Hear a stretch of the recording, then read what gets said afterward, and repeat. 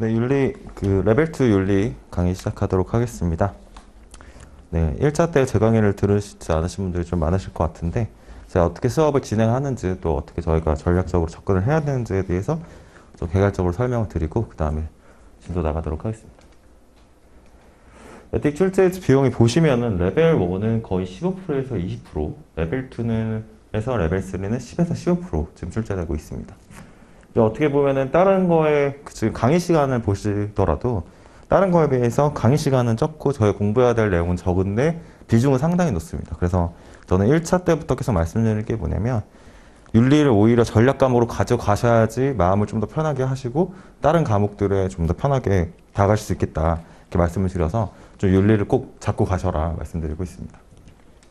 그래서 예전에는 이제 CFA 협회 가면은 CF 스코어링을 자기들이 어떻게 했다 나오는데 요즘은 좀 달라지긴 했는데 과거 기준을 한번 보면은 자기들이 이제 시험을 이게 아시겠지만 문제은행식이 아니라 항상 문제를 새롭게 출제를 합니다. CFA 같은 경우. 그래서 미니멈 패싱 스코어라는 걸 매 시험 볼 때마다 냅니다. 그래서 과거에는 이게 시험 후 내부 리뷰를 통해서 결정하는데 최대 이제 70%를 기준으로 해서 너무 어려웠다 하면 이제 점점 떨어지는 겁니다. 그 최소 미니멈 패싱 스코어가. 그래서 보통 한 60%, 65% 정도면은 뭐 합격할 수 있지 않을까 과거에 이렇게 얘기했는데 요즘은 좀 달라지긴 한데 뭐 크게 그 내용 자체가 협회에 있는 내용이 많이 빠졌는데 실제로 한 65% 정도면 저희가 합격할 수 있지 않을까 생각을 하고 있습니다. 그래서 65%가 MPS를 가정했을 때 15%를 만약에 출제를 우리가 윤리를 해가지고 얘를 그냥 기분 좋게 생각을 해가지고 다 맞았다 하면 합격에서 우리가 23%는 가지고 가는 그런 높은 비중을 차지한다 이렇게 생각하시면 좋을 것 같아요. 그래서 지금 현재 기준에서 추제별 출제 비중을 보면은 레벨 1 같은 경우는 이제 크게 이제 저희가 기본 개념, CNS, 깁스, SM, 에이지 코드 크게 이렇게 네 가지가 있거든요. 근데 여기서 뭐 다른 거는 그때 레벨 1, 3에서는 뭐 깁스가 더 강화된다든지 뭐 이런 식으로 나오는데 결국 여기를 보시면은 CNS가 거의 한번 알아두면은 끝까지 계속 갑니다. 그래서 굉장히 많이 차지하고 특히 레벨 2에서는 CNS만 100% 나옵니다. 그래서 여러분들 CNS를 알고 가시면은 레벨 3에서도 도움이 될 것이다. CNS라는 거는 코드는 윤리 규정 같은 거고 스탠다드가 이제 7-20이라고 해서 크게 7가지 주제와 22가지의 서브 주제로 나뉘는데 이거에 대해서 우리가 완벽하게 알고 문제를 많이 풀고 가시면은 충분히 윤리에서 좋은 점수를 맞을 수 있다. 레벨 1, 2에서 다른 거는 뭐냐면 레벨 1 같은 경우는 그냥 한 지문에 한 문제씩만 나오잖아요. 근데 레벨 2에서는 그냥 수능처럼 아시겠지만 여러 지문이 나오고 긴 지문이 나오고 그 지문에 하나씩 여러 가지 한 4-5개의 문제가 지금 딸려 나오는데 거기서 이제 뭐 우리가 어렵게 생각할 필요가 없는 게 거의 CFA는 그래도 착하게 그 수능 같은 경우는 뭐 갑자기 여러 가지 뭐 종합적으로 판단하고 그런 문제들이 나오잖아요. CFA 협회 문제 같은 경우는 보통 그 문단에 해당하는 그 문제가 바로 나오고 또 두 번째 문단에 가가지고 또 그거에 해당한 또 다음 문제가 나오기 때문에 그게 CNS에 대해서 잘 이해만 하시면은 그 지문이 길어지는 거에 대해서 전혀 두려워할 게 없다라고 말씀을 드리고 싶습니다. 자, 그래서 제가 1차 때 뭐 들으신 분들 알겠지만 다시 한번 좀 강조를 드리면은 되게 시험장 가가지고 좀 어려워하시는 이유가 있어요. 첫 번째는 그런 것 같아요. 시험 중에 우리가 좀 느낌적으로 푸는 거예요. 그러니까 뭔가 내가 내용을 잘 알고 이론을 확실하게 안 다음에 아 이거는 이렇구나 이렇게 생각을 해야 되는데 그렇지 않고 아 이게 맞는 것 같은데 그러다가 막 이런 여러 가지 함정이 막 다 걸리는 거죠. 그럼 당연히 뭘 해야겠어요? 우리는 논리적으로 접근하겠죠. 제가 생각하는 논리적이라는 거는 어떤 중요 키팩트 CBT이긴 하지만 우리가 뭐 마우스로 클릭을 하든 뭐 우리가 노트 필기를 할 수 있잖아요. 그 정도는. 그래서 키팩트를 찾고 왜 어디가 어떻게 돼서 위반인지 아닌지에 대해서 우리가 판단을 해보면 충분히 접근할 수 있다라고 말씀드리고 싶고 두 번째는 우리는 좀 이론 중심으로 봐요. 에틱을. 이론 중심으로 아 이게 이렇고 뭐 이럴 때는 어떤 상황에서 어떻게 해야 되고 그렇게 백날 외워봤자 사실 실제 적용되는 거 약간씩 달라질 수 있거든요. 그래서 윤리는 어떻게 보면 법과 좀 유사하잖아요. 뭐 경제나 이런 것보다는 법과 유사한 학문인데 법 공부 로스쿨 가셔가지고 뭐 얘기 들어보면 판례 얘기를 굉장히 많이 하잖아요. 판례가 어떻다. 그런 것처럼 우리도 이론 중심은 이론은 제가 수업 시간에 정말 그 7-21을 가만히 수업만 들어도 외우실 수 있도록 여러 번 반복을 드립니다. 키 컨셉에 대해서 그래서 수업만 잘 들으시면 이론을 거의 다 외우실 수 있는데 이제 그것보다 중심은 이제 사례로 우리는 가야 된다. 왜냐면 이론에 딱 맞는 사례들이 있진 않거든요. 그 사례를 많이 익히심으로 해가지고 그 사례를 이제 많이 습득을 하시면은 협회 그 문제 가서도 시험장에 가서도 좀 이게 나왔던 사례구나 이런 식으로 접근할 수 있다. 이거에 대해서는 제가 좀 더 수업을 진행하면서 더 자세하게 말씀드리도록 하겠습니다. 자, 그러면은 그냥 제가 워밍업으로 한번 문제를 내봤습니다. 한번 이거를 한번 읽어보고 여러분들이 위반인지 아닌지 한번 판단해보시면 좋겠어요. 저는 이제 보통 이제 이 지문이 특히 레벨 2 가면 많이 나오잖아요. 그래가지고 저 같은 경우는 뭐 어떤 회사다. 그리고 이거에 대해서 엘리자베스라고 머리에 계속 놔두면은 나중에는 이게 한 번밖에 안 나오지만 나중에 지문 가면 굉장히 여러 번 나오잖아요. 그래서 저는 속으로 EC 이런 식으로 EC 이런 식으로 하면은 훨씬 더 그리고 일부러 CFA 시험 가셔도 이 알파벳을 다 다르게 돼요. 이렇게요. 그래서 EC 이렇게 외우는 거죠. 그래서 사람 같은 경우는 동그라미로 저 같은 경우는 네. 그래서 이 사람 같은 경우는 엘리자베스인데 하노이 싱가포르에 지점을 둔 회사의 베트남 지점장이래요. 그래서 만약에 내가 진짜 잘 모르겠다 하면은 뭐 지점장, 베트남 지점장, 베트남 지점장. 왜냐면 저희가 영어가 편하면은 뭐 지금 여기에서 수업 안 듣고 있겠죠. 영어로 된 수업을 듣고 있으시겠지만 한국어가 더 편하시잖아요. 그러니까 한국어로 쓰셔도 무방하다.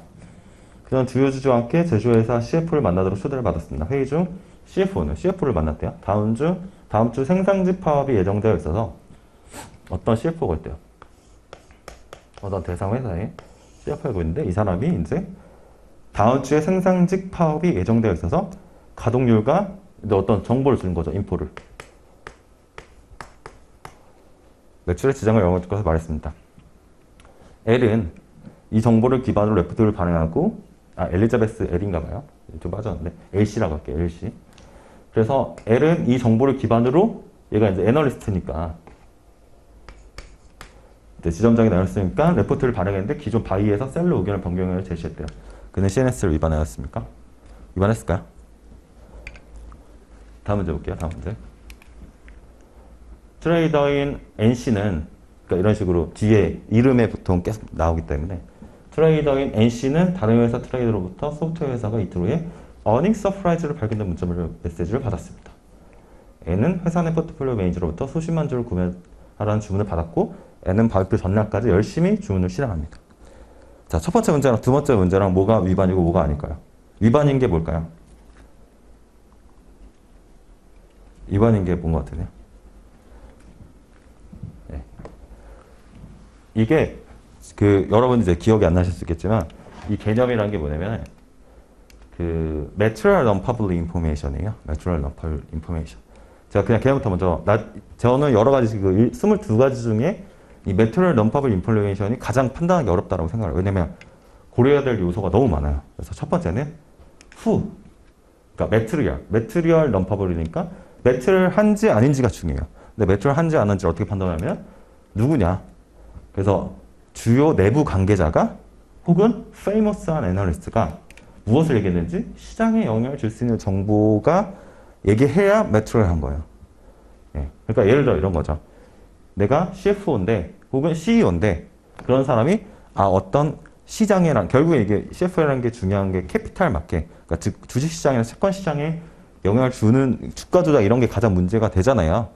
그래서 그런 것들에 문제가 되지 않도록 가르치는 게 어떻게 보면 윤리인데 그런 시장에서 가격의 영향, 우리가 실제로 가격에 영향을 줄 수 있는 것도 여러 가지 있잖아요.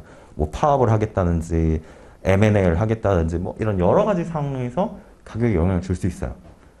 페이머스 애널리스트는 왜 그러냐? 예를 들어서 골드만삭스에서 삼성전자 바이 레포트를 계속 내다가 셀로 냈어요. 그러면 그 다음날 주가 어떻게 되죠? 빠지는 경우 많이 보셨죠?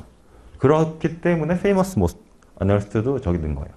그래서 어쨌든 시장에 영향을 줄 수 있는 뭔가 정보를 매트리라고 우리가 판단을 하고 파블릭이 뭐냐? non-public은 until disseminated 됐다. 그러니까 그냥 모두가 다 알기 전. 그러니까 예를 들어서 콜을 했다. 그러면 모두가 알기 전이잖아요. 뭐 CFO랑 직접 만나가지고 둘이 얘기했다. 그럼 만나기 전이잖아요. 그래서 non-public 같은 경우는 외우기 되게 쉬워요. 판단하기 쉬운데 매트리얼이 이제 좀 판단하기 어려운 거죠. 그럼 우리가 이 이론을 알고 그리고 이게 여기서 끝나는 게 아니라 이걸 가지고 내가 알고만 있었어요. 그러면 위반이 아니에요. 이걸 가지고 사용하면 위반이에요. 네. 뭔가 매수매도를 했다든지 레포트를 발행을 다르게 했다든지. 자, 그렇게 해서 갔을 때 1번 문제 볼게요. 1번. 누구 만났죠? CFO. 후에 지금 정업하죠. 내부 주요 관계자. 무슨 얘기했죠? 파업이 예정돼 있다. 파업이 예정돼 있다고 하면은 상식적으로 주가가 어떻게 돼 있어요? 빠지겠죠. 그러니까 후도 되고 왓도 되는 거예요. 그러니까 매수를 하게 된 거죠. 근데 이걸 가지고 지금 뭐 했어요? LC는 액션을 취했죠. 그리고 둘이만 얘기한 거니까 회의 중이니까 until disseminated 된 거잖아요. 그래서 material non-public information 어떻게 했다? 액션을 지금 취했잖아요. 바이에서 셀러 의견을 변경해서 제시했으니까 이게 해당이 돼서 1번은 위반이었어요. 네, 2번은 자, 우리가 감으로 푼다고 생각을 해보세요. 막 읽다가 누가 누군지도 모르겠어 막 하다가 earning surprise? 야, 이거 earning surprise 당연히 알면 안 되지. 그리고 이제 우리가 위반이라고 생각을 한 거죠. 바이올레이션이라고. 근데 아까 제가 뭐라고 했죠? 와세는 해당되죠. earning surprise를 발표한다는 건 뭐 와세는 해당되는데 후가 누구죠? 후? 누가 얘기했어요 지금? 트레이더. 트레이더는 뭐 수천 번, 수백만 번 얘기할 수 있잖아요. 그 회사 대박 날 것 같아. 신라자 뭐 대박 날 것 같아. 얘기할 수 있지만 그 사람이 얘기한다고 해서 이펙트가 있는 게 아니잖아. 시장, 예를 들어서 내가 아는 주치의사가 와가지고 야, 내일 그 카카오뱅크 뭐 발표한대. 이렇게 얘기를 했어요. 그러면은 그 의사가 얘기했다므로 해가지고 시장의 가격에 영향을 줄까요? 안 주죠. 닥터가 아무리 똑똑하다고 하더라도 안 준다는 거예요. 그래서 이런 식으로 우리가 이론을 외워도 이런 식으로 사례를 보셔야지만 볼 수가 있다는 거죠. 네, 그래서 여기서 좀 이렇게 사례를 좀 봐야 된다라고 설명을 드렸고요. 그러면은 두 번째로 우리는 무엇이 지금 나오는가. 지금 크게 이제 커리큘럼 기준으로 봤을 때 모듈 1, 2, 3가 나와요. 모듈 1, 2, 3. 근데 1은 코드, 윤리 규정에 나오고 스탠다드 7-22가 어떤 게 있다. 그리고 끝나요. 그래서 그 슈에저도 보시면 그냥 엮어놨어요. 42, 43. 리딩 42, 43을 엮어놨어요. 그러니까 모듈 1, 2가 너무 똑같으니까 굳이 두 번 얘기 안 할게. 그리고 한 번에 묶어놓은 거죠. 그리고 모듈 3는 뭐냐면은 이거에 대해서 커리큘럼에서 좀 더 자세하게 한번 더 문제들을 더 내준 거예요. 아니, 문제야, 예제. 모듈 3는. 그러니까 결론은 뭐예요? CNS 7-22만 하면 10%에서 15%는 우리가 챙겨갈 수 있다라는 게 결론이 되는 거죠. 자, 그러면 어떻게 공부할 것인가? 이건 저의 좀 공부 방법을 했으니까 뭐 참고하시면 좋을 것 같아요. 저는 개인적으로는 이런 말씀 드리면 좀 그럴 수 있겠지만 제가 가장 최근에 강사들 분 중에 가장 최근에 이제 CFA를 붙은 상황이고 2차 같은 경우는 과거에 붙긴 했는데 한 4개월 정도 걸렸던 것 같아요. 4개월. 왜 그렇게 빨리, 그리고 제가 AI도 2차 끝나자마자 바로 왔는데 AI는 한 7개월 만에 붙었었거든요. 회사를 다니면서. 그래서 그 방식을 제가 어떤 전략으로 이렇게 빨리 딸 수 있었는지 생각을 해봐서 정리한 내용이니까 여기뿐만 아니라 참고하시면 좋을 것 같아요. 그래서 저는 강의를 일단 들었어요. 그러니까 저는 강의 자체는 인지의 과정이라고 보는 거예요. 내가 어떤 정보에 대해서 인지를 한다.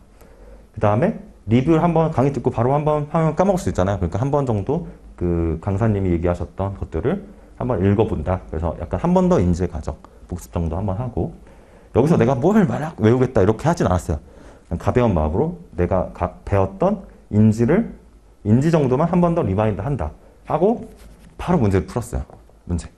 그래서 저는 이 CFA 협회에서 나오는 문제니까 CFA 협회에서 나오는 거는 무조건 다 풀어보자라는 생각을 했었고 거기서 나왔던 게 이제 거기 슈에저 같은 경우는 모듈 퀴즈랑 커리큘럼 프랙티스 프로블럼 무조건 풀어보려고 노력했어요. 이건 너무너무 기본이다.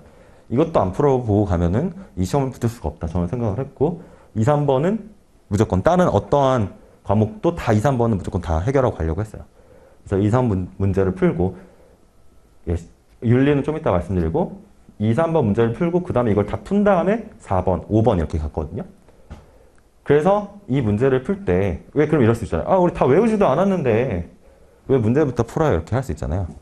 근데 저는 이 인지의 과정을 확신의 과정으로 만드는 게 문제고 뭐 오답 노트 같은 거, 요약 노트 같은 거 만들려고 하는 분들도 있잖아요.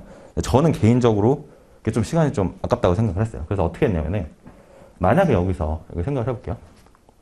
1번, 2번, 3번, 100개의 문제가 있어요. 그래서 아까 그 문제로 생각을 해볼게요. 1번 문제, 제가 처음에 예제 드렸던 1번 문제, 2번 문제가 있어요. 1번 문제 가가지고, 야, CFO가 얘기하고 맞았어. 오케이. 정확하게 내가 공부를 할 때 가정이었게 정확하게 내가 가서 맞았어요. 그 다음에 봐도 맞은 거예요. 그러니까 또 보시면 시간이 낭비예요. 근데 2번 갔는데, 트레이더가, 어닝 서프라이즈? 그럼 오답의 사고는 내가 이렇게 뭐 쓰실 필요는 없지만, 나는 어닝 서프라이즈만 보고 오답에 갔구나. 근데 실제로 정답의 사고는 뭐였어요?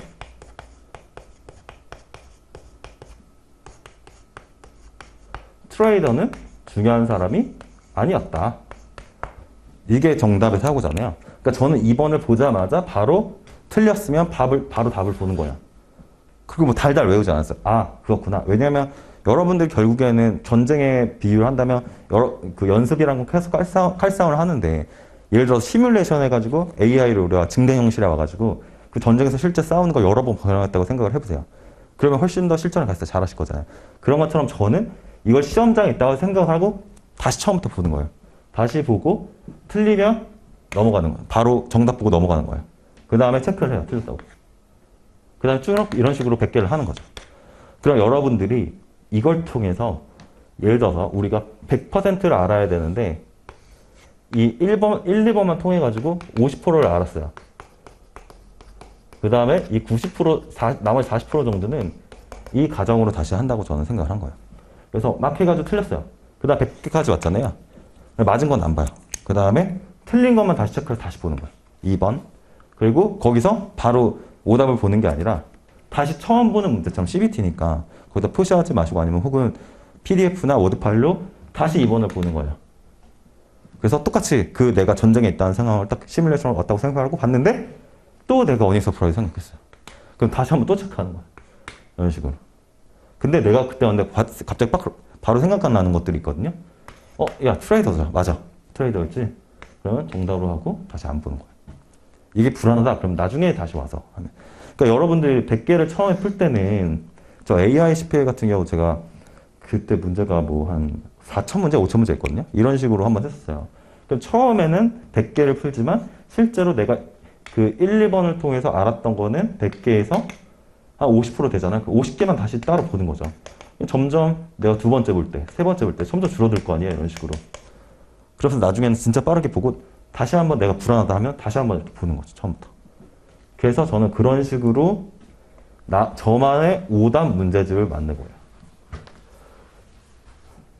오답 문제집. 그래서 이거를 내가 무조건 뭘 해야 되겠다라고 생각하는 모든 문제를 다 푸신 다음에 다 맞을 때까지. 그러니까 어떤 문제는 진짜 20번 봐도 이해 안 되는 거예요. 특히 2차에서 제가 전략을 말씀드리면 저는 공대생이었는데도 불구하고 수학을 그냥 외웠어요. 그러니까 어떤 라인 바이 라인 있잖아요. 그러니까 어떤 문제가 있어요. 문제. 밸류에이션 해라요. 밸류에이션. 막 푸는데 내가 어느 지점에서 그러니까 여기까지가 해야지 이제 정답인데 어느 풀이까지 지점에서 내가 생각을 못한 거잖아요. 그러면은 바로 저는 답을 봤어요. 답을. 그리고 답을 보고 다시 풀었어요. 그 자리에서 한 번 더 풀어봤어요. 아까 그 과정에서 다시 한번 풀어봤어요. 그 다음에 제가 다시 갔다 오라고 했잖아요. 그래서 다시 처음 보는 것처럼 보고 다시 풀어온 거예요. 근데 또 여기서 또 못할 수 있잖아요. 그럼 또 바로 정답 본 다음에 다시 또 풀어요. 그 다음에 다시 가서 풀어요. 그러면은 굉장히 빠르게 정답을 맞출 수 있습니다. 문제도. 밸류, 특히 2차 같은 경우는 밸류에이션이고 문제 푸는 게 너무 많이 나오기 때문에 그런 식으로 여러 번 반복하면은 저는 굉장히 특히 밸류에이션은 슈에이저 커리큘럼만 사실 거기는 문제만 다 풀 줄, 정확하게 내가 다 풀 줄만 알아도 웬만하면 합격할 수 있다고 저는 생각을 하거든요. 저도 그렇게 마기그쟁까지 그 2차 봤을 땐 봤었고. 그래서 정확하게 내가 커버해야 되는 문제. 내가 다 이걸 하지도 않았는데 막 새로운 문제 푸지 마시고 내가 가장 기본이 되는 걸 완벽하게 풀 줄 안 다음에 넘어가셔라. 네, 그렇게 말씀을 드리고 그 다음에 사실 다시 책이나 강의 노트 보시잖아요. 그러면은 저 같은 경우는 막 갑자기 막 모든 걸 막 깨달은 느낌이 들었어요. 그래서 그러니까 저 같은 경우는 그 시간이 진짜 없어가지고 특히 AI 같은 경우는 시간이 너무 없어가지고 그때 저는 괌에서 봤었거든요. 그래서 텍스 같은 경우는 거의 뭐 공부할 시간이 막 한두 달밖에 없었는데 보고 나서 이제 문제를 이런 식으로 계속 푼 거죠. 계속 풀고 밤 가는 비행기 안에서 이 강의를 그 책을 쫙 읽는데 갑자기 막 머리 정리가 쭉 되는 거예요. 네, 그런 식으로 이렇게 하시면 좀 더 빠르게 할 수 있다는 방법이니까 한번 참고를 하시고 그래서 옵셔널로 이게 되신 다음에 봐라. 그 다음에 이제 윤리로 넘어와가지고 윤리를 좀 말씀드릴게요. 윤리 같은 경우는 일단 커리큘럼 이그젬플이 있어요. 그게 206문제예요. 근데 이게 재밌는 게 뭐냐면 이게 협회에서 프랙티스 핸드북이라고 해서 자기들이 예시를 준 거예요. 그러니까 CFA 협회 가서 윤리 관련된 프랙티스를 보시면은 예제들이 206개가 나왔는데 그게 커리큘럼 1, 2, 3 이렇게 계속 나와요. 레벨 1에도 나오고 레벨 2에도 나오고 3에도 나오고 그 206문제가. 근데 그 긴 거는 막 12줄, 13줄 막 그러거든요. 그래서 저는 이거를 그냥 다 번역했어요. 1, 2, 3, 4 다 나오는데 이거 알고 가면 당연히 협회에서 얘기하는 건데 시험 문제에 당연히 이 컨셉으로 나올 수밖에 없겠다 저는 생각을 했고 이걸 다 번역해서 만든 게 이 지금 핸드아웃이에요. 네. 그래서 206문제가 다 여기 12줄이니까 너무 길잖아요. 그래서 제가 핵심만 한 4, 5줄에 안에서 끊으려고 최대한 노력해가지고 번역을 해놓은 거예요. 그래서 제가 번역한 거기 때문에 조금 뭐 어색한 건 있을 수 있지만 이걸 알고 하면 저는 도움이 될 거라고 생각을 했고 만약에 1차를 저랑 같이 공부하셨으면 정말 다시 한번 읽어보시면 금방금방 갈 수 있잖아요. 그래서 이 예제도 마찬가지로 앤서 보지 마시고 그 키팩트를 다 제가 밑줄을 쳐드렸거든요. 그거 보시고 아 이거 그거였지 라고 다 생각하면 넘어가고 생각 안 나는 것만 체크해서 206문제를 다 커버하시면 된다. 네. 그래서 저는 그렇게 생각을 해요. 이 지금 강의를 들으시는 분들은 당연히 영어보다 한국어가 더 편하시니까 이 강의를 듣는다고 생각을 하고 저도 3차에서 이제 여러 번 한두 번 떨어졌었는데 2번 정도 떨어졌었는데 그게 가장 키가 이제 너무 영어에 너무 심취돼 있었던 것 같아요. 에세이인데. 근데 한글로 먼저 읽히신 다음에 영어로 가셔도 충분히 이해를 하시는데 저는 한 두세 배는 더 빠르다고 생각을 해요. 내가 한글로 읽어가지고 이해하는 거랑 영어로 보고 이해하는 건 두세 배가 차이가 나니까 이론 자체랑 예제는 한글로 하시고 문제는 다 영어로 풀어드릴게요. 네, 제가 문제까지 다 번역을 해드리는 건 아니고 영어로 다 그 문제를 하면서 내가 좀 불안한 걸 커버를 하시고 시에저는 뭐 많지는 않아요. 그러니까 한번 읽어보시면 대부분 다 커버가 될 거라고 생각을 합니다. 네, 여기까지 개괄적인 내용을 설명을 드렸고요. 네, 그래서 지금 이 수업은 강의 핸드아웃 제가 지금 2가지 올려드렸을 거예요. 핸드아웃을 하나 올려드렸고 강의용으로 그리고 한 가지는 그 프랙티스 프로블럼. 네, 여기에 나오는 프랙티스 프로블럼. 그리고 나머지 이제 혹시나 206문제 내가 이규민 강사 번역을 잘못해놓지 않았을까라고 혹시 그런 생각을 하실까봐 이 영어 버전도 커리큘럼 발췌해서 올려드렸고 그 다음에 이 어플리케이션도 혹시나 푸실 분이 어차피 여러분들 다 CFA 협회 그 시험 신청하시면 다 오는 거긴 하거든요. 커리큘럼이. 혹시나 풀어보실 분들은 모듈 3까지 참고용으로 풀어보셔라. 근데 순서로는 이게 먼저 1번, 2번, 3번이 순서고 그 다음에 이제 모듈 3도 풀어보시고 이런 식으로 접근하시면 좋을 것 같아요. 네, 그러면 여기서 가장 중요한 그 22가지에 대해서 제가 개괄적으로 여러 번 설명을 드리겠지만 앞에를 한번 보시고 제가 한번 정리를 해볼게요. 처음에 멤버 앤 캔디데이트 앞으로 MC라고 해볼게요. MC. 멤버는 캔디데이트는 여러분 같이 시험을 신청하신 분들이 캔디데이트이고 멤버는 시험을 신청하고 경력을 채우고 그 다음에 거기서 얘기한 서베이를 통과하는 건 그냥 뭐 너희들 뭐 문제가 있었냐 뭐 금융당국에서 뭐 제재를 받았냐 뭐 이런 것들인데 그런 것들을 하고 그 다음에 회비까지 낸 분들만 그 해당 연대 멤버예요. 그래서 그걸 멤버라고 하고 여기 멤버라고 처음 생각할게요. 그러면 멤버로서 처음 가져야 되는 건 뭐냐면 프로페셔널리즘이에요.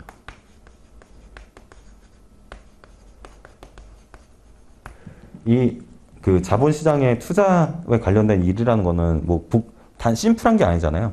그러니까 내가 프로페셔널 가져야지만 이거에 대해서 우리가 잘 사람들한테 설명도 하고 고객들한테 도움을 줄 수 있다라고 생각을 해가지고 프로페셔널리즘을 가져야 된다. 5번째로 할게요. 이게 크게 네 가지가 있어요. 이 각각의 세부적으로. 그 다음에 두 번째, 다섯 번째, RAA라고 할게요. 그러니까 추천하고, recommendation, analysis 분석하고, 액션할 때, 어떤 투자 트레이딩이나 뭐 할 때, 이런 것들을 할 때 우리가 어떤 마음가짐으로 MC는 해야 되느냐. 이게 A, B, C가 있어요. 그 다음에 여섯 번째로 이거는 conflict of interest.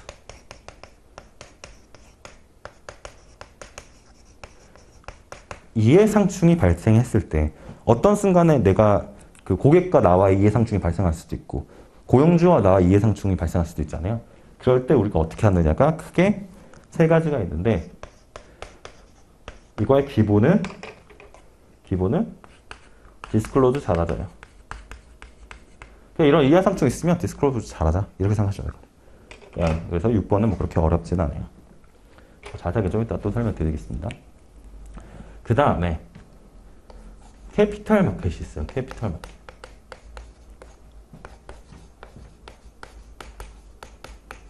자본시장이라는 건 뭐냐면 여러분들이 쉽게 생각해서 주식시장, 채권시장. 그러니까 자본이 코퍼레이시, 그러니까 회사가 어떤 자본을 필요로 해가지고 자본을 조달할 수 있는 방법이 픽스드 인컴, 채권과 에쿼티가 있는데 그런 것들에 발행을 해가지고 우리가 거기서 이제 시장에서 사고 파고 하는 거잖아요. 그래서 이거를 이제 통칭해서 캐피탈 마켓이라고 하는데 이 캐피탈 마켓에서 중요한 게 뭐냐면 이게 두 번째인데 인티그리티를 가져야 돼요. 그러니까 다른 말로 하면은 완전성, 평등함을 가져야 된다는 거죠. 완전 경쟁 시장에서 완전 경쟁이, 완전성이 깨져버리면 누구는 불이익을 받는다는 거예요. 예를 들어서 가장 기본적으로 주가 조작이죠. 주가 조작에서 예를 들어서 내가 주가 조작을 했어요.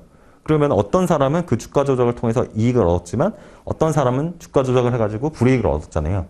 그러니까 동일한 경쟁성상에서 그 어떤 회사의 펀더멘털 가치를 가지고 사고 팔고 해야지 이 캐피탈 마켓이 완전한 시장인데 인티그리티가 있는 건데 누구는 잘 되고 누구는 잘 모르고 특히 아까 말씀드렸다 매트리얼 넌퍼블릭 인포메이션 같은 경우는 어떤 사람은 주요 정보를 알아가지고 예를 들어서 내가 지분을 10% 가지고 있는 주주예요. 근데 내부의 주요 정보를 알게 됐어요. 그래서 매도를 그 전날 먼저 때린 거예요. 그리고 그 다음날 그 정보가 나왔어요. 그러면 예를 들어서 원래 10,000원 하던 주가가 5,000원으로 떨어진 거예요. 10% 가진 주주가 먼저 내부 정보를 알고 팔아가지고 10,000원짜리가 5,000원이 된 거예요. 그러면은 그 처음에 판 사람은 이익을 얻었겠지만 나머지 다른 이 시장의 참여자들은 더 불이익을 얻은 거잖아요. 그래서 인티그리티를 가져야 된다라고 하는 게 두 번째 주제고 그거는 두 개밖에 없어요. 내추럴 넌퍼블릭 인포메이션이랑 그다음에 마켓 매니플레이션. 그다음에 우리가 클라이언트가 있고 인플로이어가 있어요.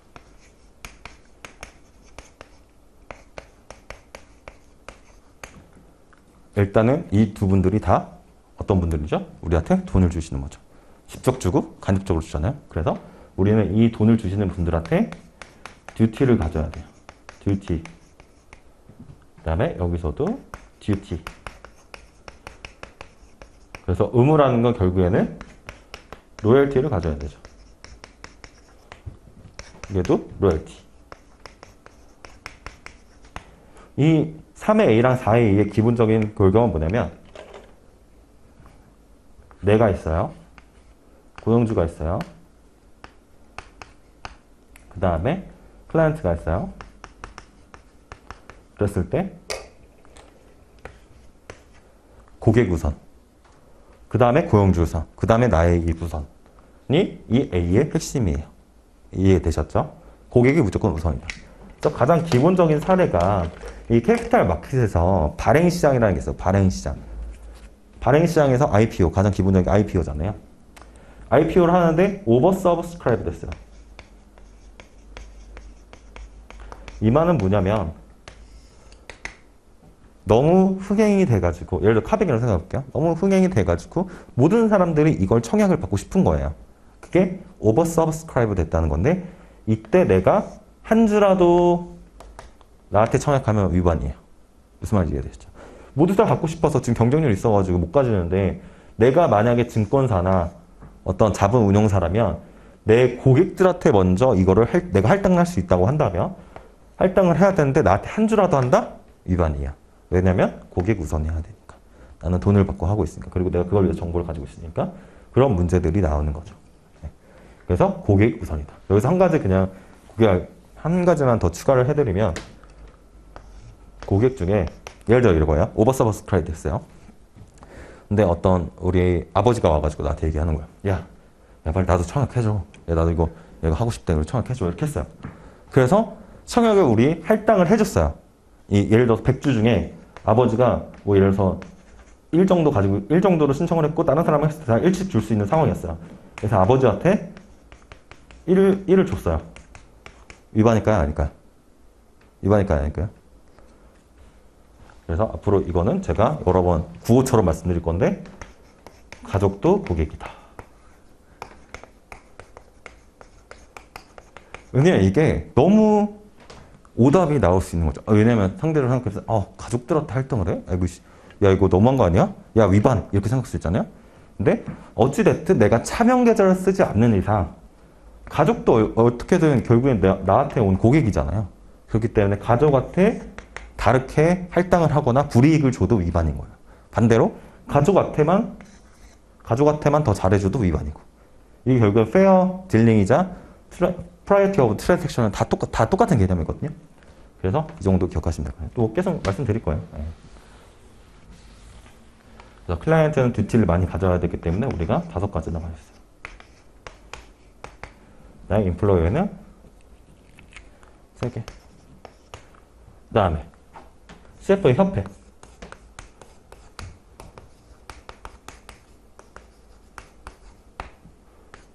A는 여기는 그냥 쉬우니까 말씀드릴게요. CFA 프로그램 참여할 때 여러분 같이 시험 볼 때 시험 치팅하지 마라. 치팅. 그리고 문제 유출하지 마라. 예를 들어가지고 팩트만 얘기하는 건 괜찮아. 예를 들어서 이렇게 해볼게요. 여러분들이 CFA 잘 본 거예요. 가가지고 거기 이번에 너무 어려웠어. 야 미치겠어. 그래서 SNS에 올렸어요. 야 이번에 진짜 CFA 정말 너무 싫다. 너무 어렵게 냈어. 라고만 했으면 위반이에요? 위반이 아니에요. 근데 이런 거예요. 윤리에서 나 지금 하루 종일 나 매트럴 넘퍼블 인포메이션 공부했는데 매트럴 인포메이션 안 나왔어. CFA 어떻게 그럴 수 있어? 라고 얘기했어요. 그러면 위반이에요. 그러니까 어디서 왔다 안 나왔다 하는 것 자체가 위반. 이 문제가 너무 많이 나와서 제가 지금부터 말씀을 드리는 거예요. 치팅이 너무 쉽잖아요. 누가 예를 들어 손을 들었는데 이제 그만하세요 라고 했는데 내가 막 피해기 마크를 했어. 당연히 위반이잖아요. 이런 거 너무 쉽잖아요. 근데 어떤 문제가 나오고 안 나왔다라고 문제 제출하면 위반이에요. 그리고 B번은 인용에 관한 문제예요. 예를 들어서 내가 캔디데이트일 때 멤버일 때 명함이나 혹은 이력서에 내가 어떻게 쓰느냐. 근데 예를 들어가지고 이런 거예요. CFA 이렇게 해놓고 여기다가 야 나는 완전 프로페셔널한 CFA야. 혹은 뭐 스트롱한 CFA야. 뭐 이런 식으로 썼어요. 난 강력한 CFA야. 이런 식으로 썼으면 이런 건 다 위반이라는 거예요. 그래서 우리가 어떤 것만 써야 되는지를 외우시고 나머지는 다 위반이다. 이렇게 하셔야 돼요. 캔디데이트도 예를 들어서 나 레벨 2 CFA야 라고 쓰시면 위반이에요. 네, 내가 거기를 가입해서 지금 시험 보기 위한 나는 캔디데이트야. 레벨 2 캔디데이트. 막 이런 식으로 쓰셔야 돼요.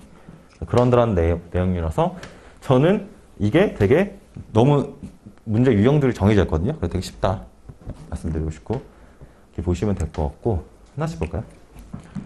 하나씩 보면은 법을 잘 알자. 법 잘 알자.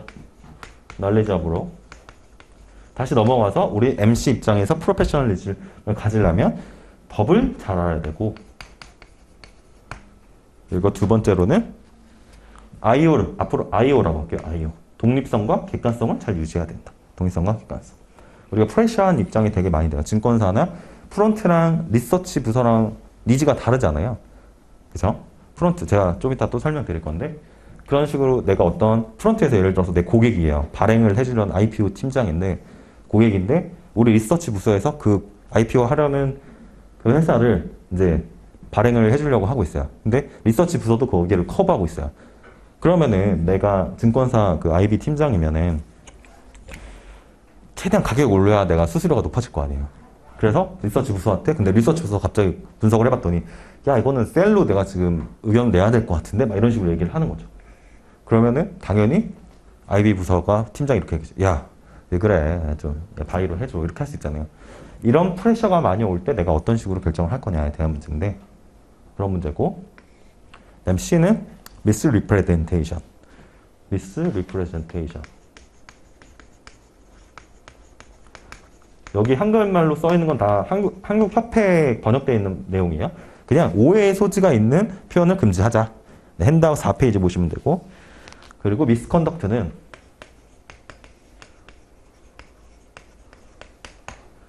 불성실한 행위 금지. 이것도 유형이 딱 정해져 있어요. 우리가 어떤 전문가로서의 리스펙을 받지 못한 행동을 하면은 다 미스컨덕트인데, 근데 여기서 예외가 뭐냐면은 어떤 신념을 가지고 내가 했던 건 위반이 아니에요. 네, 무슨 말인지 이해되죠? 예를 들어서 내가 환경구호단체에서 단체에서 이제 소속되어 있는데, 내가 예를 들어 CFA인데, 그런 활동도 하고 있는 거예요. 그러다가 불법 점거해가지고 뭔가 내 구치소에 갔어요. 그러면 위반이 아니에요. 어떤 신념, 자신의 개인적인 신념에 의해서 했다고 해서 그게 법에 걸려서 내 구치소에 갔을지라도 벌금을 받았을지라도 그게 우리의 프로페셔널리즘에 리스펙을 받지 못한 행동이 아니면 위반이 아니에요. 그래서 하나 제가 말씀드리는 게 뭐냐면 기본적인 걸 외우시고 예외를 알아두시면 편하세요. 공부를 하실 때. 그래서 아까도 말씀드렸지만 그냥 웬만한 거 다 미스컨덕트에 해당하는데 예를 들어서 내가 증권사에서 일하는데 점심부터 술을 좀 과하게 먹어가지고 와가지고 이제 깽판을 쳤다. 그럼 당연히 미스컨덕트죠. 근데 내가 개인적 신념으로 해서 뭐 어디에 구금됐다? 미스컨덕트에 해당한 위반이 아니다. 이런 식으로 좀 접근하셔야 돼요. 자, 이런 게 여러 번 나올 것 같은데, 여러 번 나온 내용인데 미리 그냥 말씀드린다고 생각하면 될 것 같아요. 그리고 RA, 추천하고 내가 분석하고 어떤 액션을 취할 때 CFA로서 어떻게 해야 될 거냐, 프로페셔널로서. 첫 번째, 이제 R&D라고 할게요. R&D. 이게 되게 비슷해요. B랑 A랑.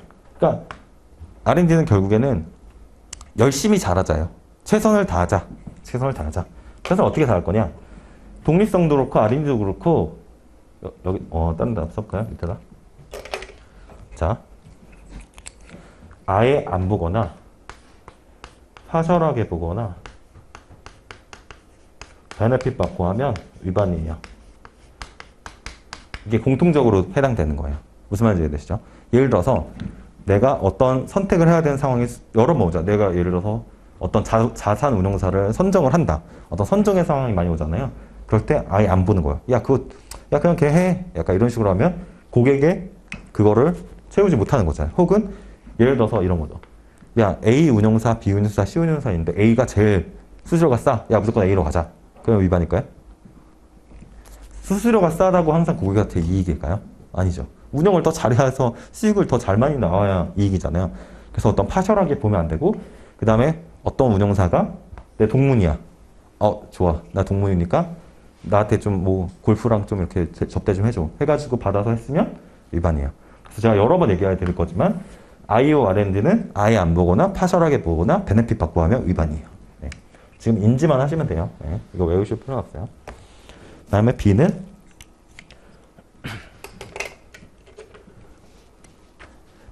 그냥 고객과 소통 잘하자. 소통 잘하자. 고객과. 고객 소통.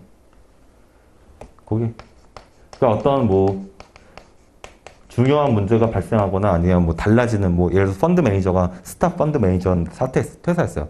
그런 거 그냥 잘 알리자. 잘 알리자가 끝이에요. 그래서 어렵지 않아요. 그 다음에 레코드 리텐션. 기록 보관 잘하자. 기록 보관 잘하자. 끝.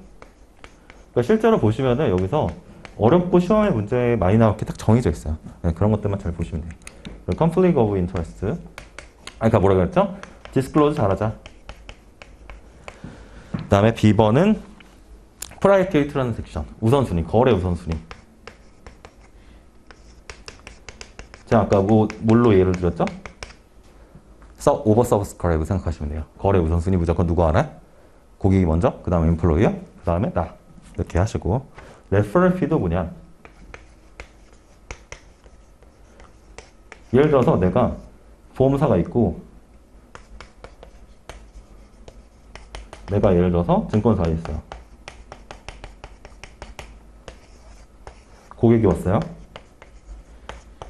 고객이 왔는데 다른 펀드 팔다가 갑자기 야, 이 A 보험사 내가 써보니까 너무 좋아. 내가 써봐. 그래서 알려줬어요. 근데 알고 봤더니 내가 이쪽으로 고객 추천할 때마다 피를 받는 거예요. 이거 위반일까요? 이거 자체는 위반이 아니에요. 뭐가 위반이냐면 디스클로즈 안 한 게 위반이에요. 이해되시죠? 그러니까 내가 추천을 해주는 건 괜찮아요. 돈은 피를 받고 추천을 해주는 건 괜찮은데 그거를 알렸느냐 안 알렸냐가 중요한 거예요. 무슨 말인지 이해되시죠?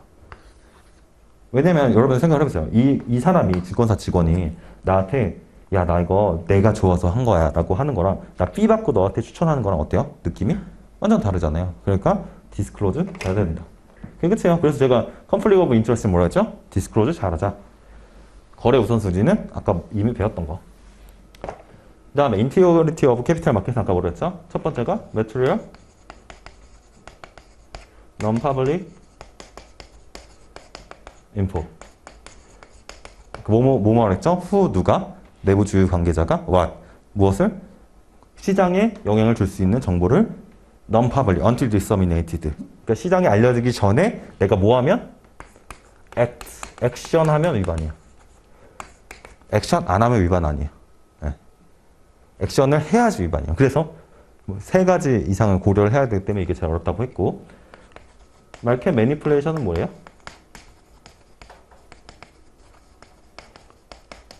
그냥 시장 조작. 이게 인포메이션 베이스랑 트랜잭션 베이스가 있거든요. 자, 이거 다 설명될 거 적지 말고 그냥 이해만 하세요. 인포메이션 베이스는 뭐냐? 그냥 소문 퍼뜨리는 거, 소문. 소문 내가지고 야, 이거 주가 오를 것 같아 해서 오른 다음에 내가 팔고. 혹은 트랜잭션 베이스는 펀드를 두 개 막 가지고 있어가지고 매수 매도를 막 친 다음에 가격이 딱 올랐을 때 한 번에 쫙 파는 거죠. 그런 게 트랜잭션 베이스. 이렇게 생각하시면 돼요. 그 다음에 듀티. 클라이언트의 듀티와 어디셔널한 컴pen세이션 패키지. 이거고. 두 번째 페어 딜링. 이거는 고객 간에 페어하게 딜링 해주자. 아까도 대표적으로 뭐라고 했어요? 가족도 고객이다. 설명을 드렸고. 그 다음에 세 번째 수러빌리티. 고객한테 추천할 때 그냥 예를 들어서 야, 이거 좋으니까 무조건 너 해 라고 하는 게 아니라 그 고객의 리스크랑 리턴을 파악을 해가지고 이 사람이 어떻게 적정한지를 판단을 해가지고 그거에 맞춰서 추천을 해줘야 되는데 그냥 아무렇게나 추천해주면 위반이다. 그리고 D는 PP. 이게 1차 때 배우셨던 깁스의 유형이죠. 깁스. 퍼포먼스 프레젠테이션 할 때 우리가 어떻게 하고 싶어요? 더 잘 수익률을 올려주고 싶잖아요. 퍼포먼스 프레젠테이션은 결국에는 내가 운용사에서의 수익률을 보여주는 거잖아요. 그래서 운용사의 수익률을 보여줄 때 여러 가지 유혹들이 생기는데 그런 거에 굴하지 말고 내가 깁스에 준수해서 잘 하자. 그 다음에 E는 컴피 잘 유지하자. 네, 끝. 자, 그 다음에 인플로이어는 추가 보상 약정인데 옆에다 이렇게 써주면 될 것 같아요. 이거는 퍼미션이다.